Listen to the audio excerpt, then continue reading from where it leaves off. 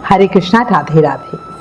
आज आपको सोमवार व्रत की कथा और भगवान शिव की आरती बताती हूँ। अपनी पिछली वीडियो में आपको सोमवार व्रत पूजा की विधि बताई थी। भगवान भोलेनाथ को प्रसन्न करने के लिए आप भी सोमवार का व्रत कर रहे हैं, तो शिव व्रत कथा को सुनकर अपने उपवास को अच्छे से पूरा करें। व्रत करते हुए व्रत कथा सुनने का विशेष महत्व होता है, इसलिए पूजा के समय इस व्रत कथा को जरूर सुनें। अब प्रेम से, मन से, भाव से सोमवार व्रत की इस पवित्र कथा को सुनें। एक नगर में एक धनी व्यापारी रहता था। दूर दूर तक उसका व्यापार फैला हुआ था। नगर में उस व्यापारी का सभी लोग मान सम्मान करते थे। इतना सब कुछ होने पर भी वो व्यापारी बहुत दुखी था, क्योंकि उस व्यापारी के कोई पुत्र नहीं था। दिन रात उसे एक ही चिंता सताती थी, उसकी मृत्यु के बाद उसके इतने बड़े व्यापार और धन संपत्ति को कौन संभालेगा, उसका तर्पण कौन करेगा। पुत्र पाने की इच्छा से वो व्यापारी प्रति सोमवार भगवान शिव की व्रत पूजा अर्चना किया करता था। सायंकाल को वो व्यापारी शिव मंदिर में जाकर भगवान शिव के सामने घी का दीपक जलाया करता था।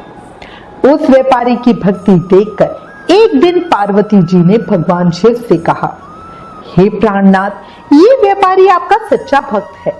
कितने दिनों से ये सोमवार का व्रत और पूजा नियमित रूप से कर रहा है। हे भगवान, आप इस व्यापारी की मनोकामना अवश्य ही पूर्ण करें। भगवान शिव ने मुस्कुराते हुए कहा, हे पार्वती, इस संसार में सबको उनके कर्मों के अनुसार फल की प्राप्ति होती है। प्राणी जैसा कर्म करता है उन्हें वैसा ही फल प्राप्त होता है। इसके बावजूद पार्वती नहीं मानी।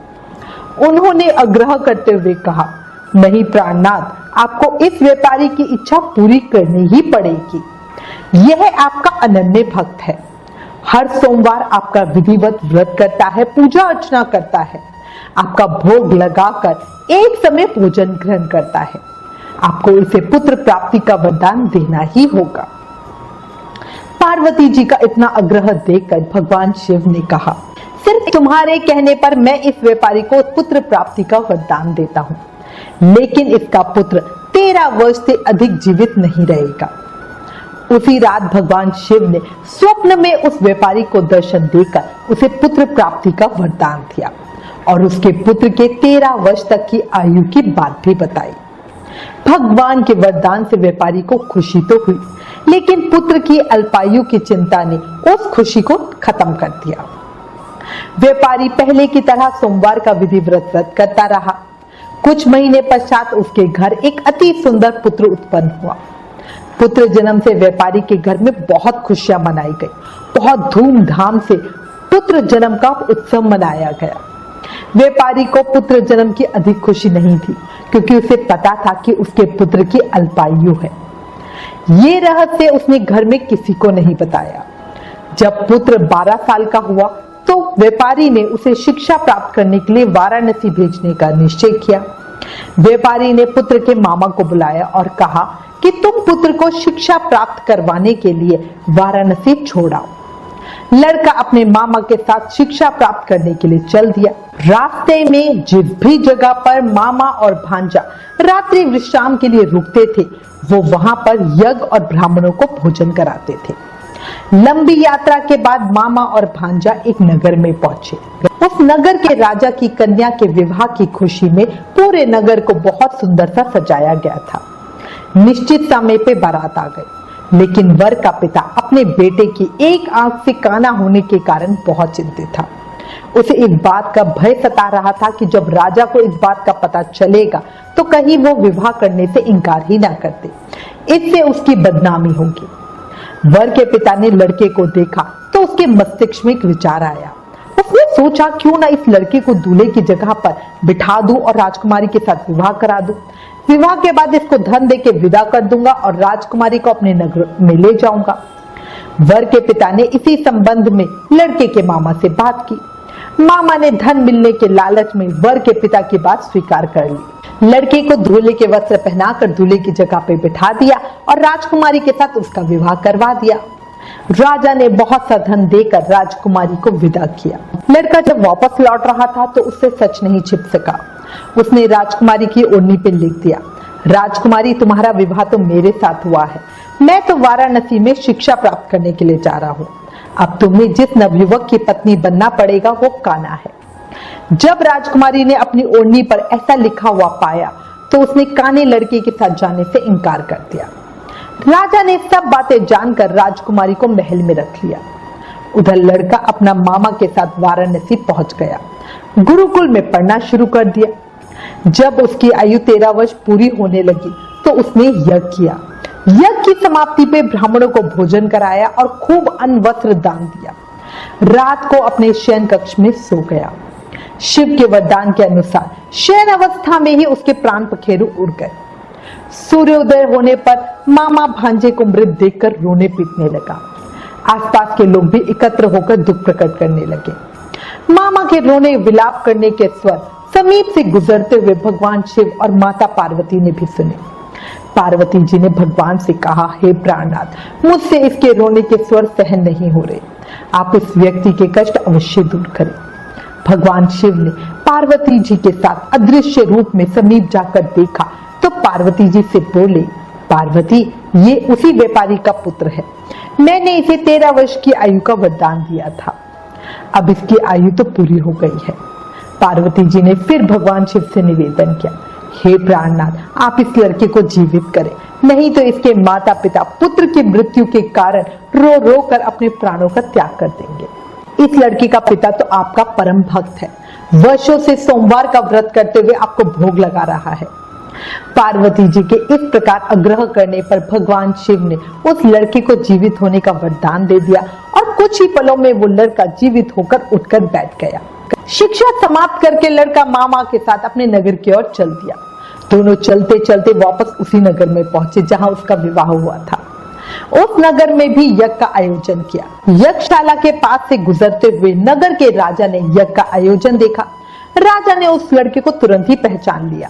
यज्ञ समाप्त हो जाने पर राजा मामा भांजे को महल में ले गए और कुछ दिन उन्हें महल में रखकर बहुत सा धन, वस्त्र, भूषण आदि देकर राजकुमारी के साथ विदा किया। रास्ते में सुरक्षा के लिए राजा ने बहुत से सैनिकों को भी साथ भेजा। नगर में पहुंचते ही एक दूत को घर भेजकर अपने आगमन की सूचना भेजी। अपने बेटे के जीवित वापस लौटने की सूचना से व्यापारी बहुत प्रसन्न हुआ।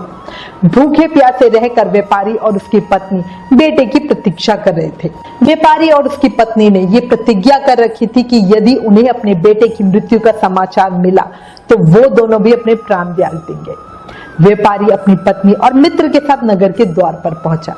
अपने बेटे के विवाह का समाचार सुनकर पुत्र वधू राजकुमारी को देखकर उनकी खुशी का ठिकाना ना रहा। उसी रात भगवान शिव ने व्यापारी के स्वप्न में आकर कहा, हे मानव श्रेष्ठ, मैंने तेरे सोमवार के व्रत करने और व्रत कथा सुनने से प्रसन्न होकर तेरे पुत्र को लंबी आयु प्रदान की। व्यापारी बहुत प्रसन्न हुआ। सोमवार का व्रत करने से व्यापारी के घर में खुशियां लौट आई। शास्त्रों में लिखा है कि जो स्त्री पुरुष सोमवार का विधिवत व्रत करते हैं और व्रत कथा सुनते हैं, उनकी सभी इच्छाएं पूरी हो जाती है। इसलिए सभी को प्रेम से, मन से, भाव के सोमवार का व्रत करना ही चाहिए। अगर सभी सोमवार के व्रत नहीं कर सकते तो सावन के सोमवार का व्रत तो जरूर ही करें। इसी के साथ एक जयकारा लगाएंगे, बोलो गौरी शंकर भगवान की जय। हर हर महादेव। अब भगवान शिव की आरती करेंगे। ओम जय शिव ओमकारा, स्वामी जय शिव ओमकारा, ब्रह्मा विष्णु सदाशिव, ब्रह्मा विष्णु सदाशिव, अर्धांगिनी धारा।